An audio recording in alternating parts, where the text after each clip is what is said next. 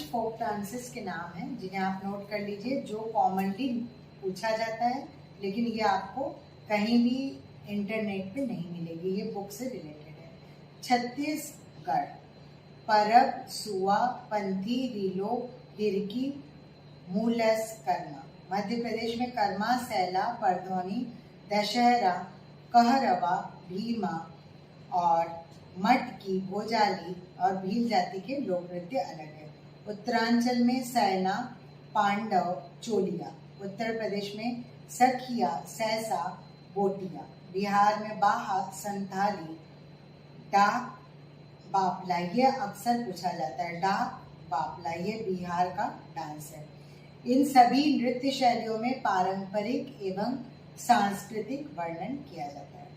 हरियाणा में लाहुर, डफ और धमाल। सिक्किम में चेरेमू और मोन ट्रायल। लक्षद्वीप का बहुत इम्पोर्टेंट है, ये केरल से मिलता जुलता लगेगा नाम, पर ये केरल का डांस नहीं है, लक्षद्वीप का अलग है। यहाँ पे कोलकली भी होता है और परिचक्कली, परिचाकली, अलग अलग डांस है। लावा।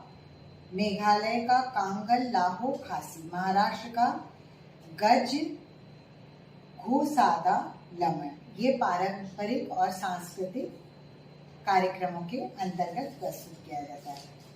अब सबसे इम्पोर्टेंट क्वेश्चन जो होते हैं वो डांस में पूछे जाते हैं। द मिरर ऑफ जेस्चर, अभिनय दर्पण, इसका अंग्रेजी अनुवाद कब हुआ था, किसने किया था, ये हमेशा पूछा जाता है कि द मिरर ऑफ जेस्चर का हिंदी नाम क्या है, तो इसका हिंदी नाम है अभिनय दर्पण और इनके लेखक का नाम है आनंद कुमार स्वामी और उन्होंने इसे 1917 में हार्वर्ड विश्वविद्यालय से इसका प्रकाशन करवाया।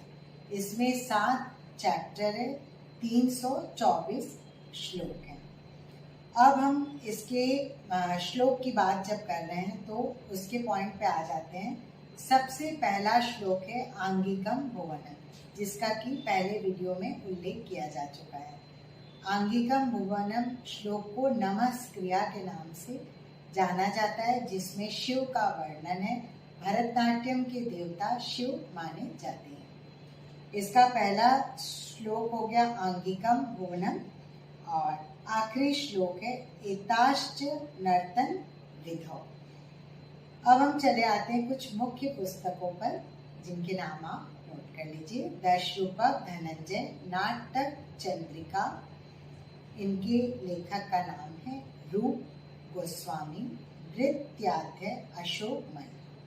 अब तांडव और लास्य पे चले आते हैं, जो कि शास्त्रीय नृत्य शैली में जो पौरुष प्रवृत्ति के नृत्य होते हैं या पौरुष को दर्शाया जाता है, मतलब मेल पॉस्चर्स, जिसको कि डांस की भाषा में आप तांडव कह सकते हैं। तांडव का मतलब गुस्से में डांस करना नहीं होता है।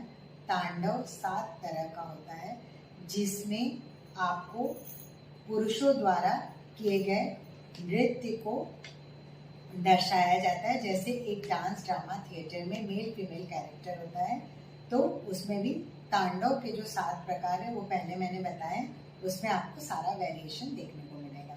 लास्य जो कि स्त्रियों द्वारा किया जाता है, ये 10 प्रकार के होते हैं। इसमें सॉफ्ट पॉस्चर्स होते हैं और ये सिर्फ और सिर्फ स्त्रियों द्वारा किया जाता है। अब प्राचीन काल में रास का नाम क्या था? रास का प्राचीन काल में नाम था हल्लिस रास, जिसका कि गहरा संबंध महाभारत से है। मणिपुरी नृत्य शैली से है, जिसमें वो लोग रास लीला को सबसे मुख्य शास्त्रीय नृत्य के रूप में जानते हैं। इसका वर्णन साहित्य, कला, वेद, पुराण, उपनिषद सब जगह आपको देखने को मिलेंगे। नाट्य शास्त्र के शिरोभेद की बात हो रही थी, तो अभिनय दर्पण और नाट्य शास्त्र के शिरोभेद में अंतर है। नाट्य शास्त्र के शिरोभेद 13 तरह के होते हैं, ये अक्सर पूछा जाता है, इसलिए मैंने ये टॉपिक उठाया है। अब आ जाता है अभिनय कितने तरह के होते हैं? अभिनय 4 तरह के होते हैं, आंगिक, वाचिक, सात्विक और आहार्य अभिनय। आंगिक अभिनय किसे कहा जाता है? आंगिक अभिनय उसे कहा जाता है जो अंग द्वारा किया जाता है।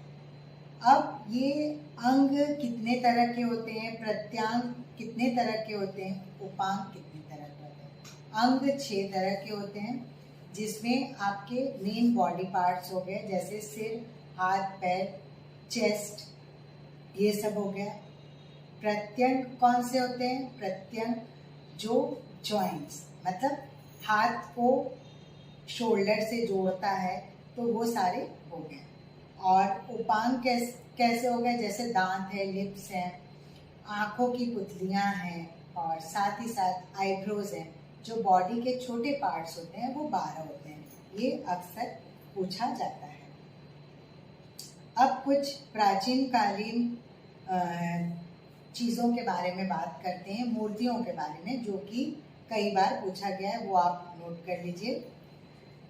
हम लोग अक्सर ये देखते हैं कि मोहनजोदड़ो की जब बात होती है तो उसमें एक कांस्य नर्तकी की प्रतिमा के बारे में उल्लेख किया जाता है और उसके बारे में कई बार पूछा जाता है। क्या कभी किसी ने ये जानने की कोशिश की है कि उसका नाम क्या है? उसका नाम है तनवंगी। वो जो कांस्य की प्रतिमा मिली है उसका नाम है तनवंगी। नृत्य रथ अप्सरा का उल्लेख वाघ की गुफाओं में हमें मिलता है, जो कि ग्वालियर में है। 7वीं शताब्दी में ये हमें मिला। नटराज की मूर्ति का उल्लेख बादामी गुफाओं में सबसे पहले 9वीं से 10वीं शताब्दी के बीच में मिला। और नृत्य करते हुए गणेश की प्रतिमा हमें मिली है, जो कि कन्नौज में 8वीं शताब्दी में। अगर इसके चित्र मुझे मिल जाते हैं तो मैं इस वीडियो में इनके चित्र भी आपके साथ शेयर करूँगी। और राम जो है वो नृत्य करते हुए साउथ में चोलकालीन जो प्रतिमाएं हैं देखने को मिलती हैं, उसमें कांसे की प्रतिमा में राम का वर्णन है, जिसमें राम को नृत्य करते हुए दिखाया गया है। इसका उल्लेख 11वीं शताब्दी में मिलता है।